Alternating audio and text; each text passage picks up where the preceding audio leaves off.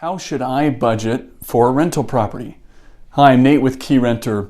One of the most common mistakes and common reasons for a rental property to fail as a rental property is because of a lack of budgeting from the investor, a lack of understanding of what is going to be necessary in order to keep up the property and things that will happen just because it is a rental property that they haven't planned for. So oftentimes when there are expenses or there are things that happen where there's a lack of budgeting and planning, there's a lot of frustration about it and possibly even a lack of cash flow. And so we're going to dive into 4 areas that we want to make sure that you are budgeting with your rental so that you can see that it's a source of peace, as well as when something happens, you're planning on it and you're prepared. And that's what you want to do. First one is maintenance and repairs. The second one is vacancy. Third one is property management. And finally, unexpected items. So let's dive into maintenance and repairs. So the thing that we hear sometimes from our investor clients is when they're looking into buying a rental, they may not quite understand what to budget. But when we ask them the question, what is your maintenance budget? And they say, I really don't want to spend much in maintenance. I really don't want to, put a lot into this property. Or when something breaks, just have the tenant fix it. Or, if something breaks, just let it go. That's just a recipe for disaster and a recipe for failure, as you can imagine. So a proper budget is between 8 and 12% of the rental income, the gross rental income. You should plan on spending and even reinvesting into the property from time to time, because you're going to have months that you don't have maintenance, then some months that it's a little bit larger. But reinvesting into the property, similar to with a retirement account, you got to put money in to get money out.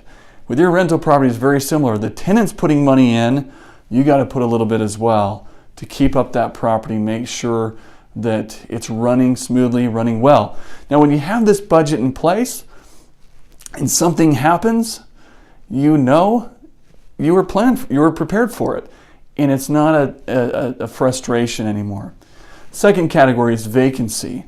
So there's going to be periods of time, and hopefully your property management solution, whether that's you or property management company or us, we're able to keep that vacancy time down. But plan on budgeting about 3 to 5% of rental income over the course of time towards vacancy. Now, you may have a tenant, especially in single family homes where there's less turnover.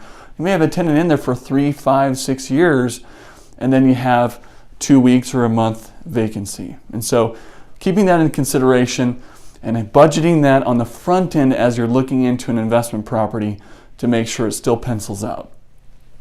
Property management. So this is really important. Even if you plan on managing on your own, you got to budget for it, because we have had clients that were self-managing, then they had a serious illness come up, or they had a job transfer, they had a different situation where they now couldn't manage it themselves. They had to turn it over. And if they're prepared, if they had a budget for property management, then it's not a source of frustration. Again, it's not a concern. They were prepared and plan on doing it. And if you have a budget for it and you have an increase in that cash flow, then it's more that you can put towards any loan balances that you have on it, or that you can stockpile your reserves, which is our next category. So property management, 10% of rental income plus leasing costs.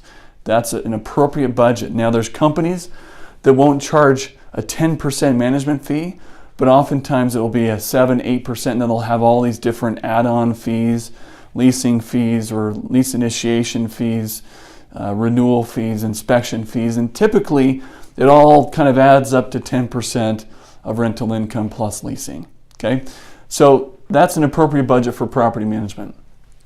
Unexpected. So there's going to be things that will just happen, and unexpected is in quotations because we expect the unexpected. The unexpected is going to happen at some point of time. If you have a rental property for 10 years, there's going to be a tenant that loses their job. There's going to be a tenant that causes some damage. There's going to be some issues that happen.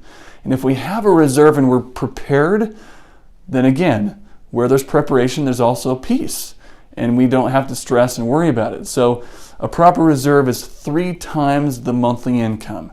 So have a separate bank account, and we can even hold that if you're one of our clients.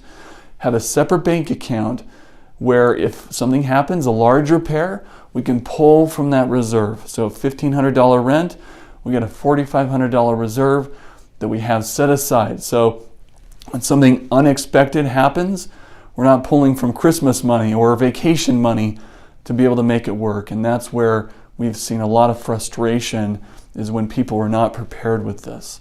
So as an investor, be savvy, be educated, and be prepared. If you have any questions with this, feel free to reach out to our team. We're more than happy to help you out. And thanks for watching, and I hope this has been very helpful for you.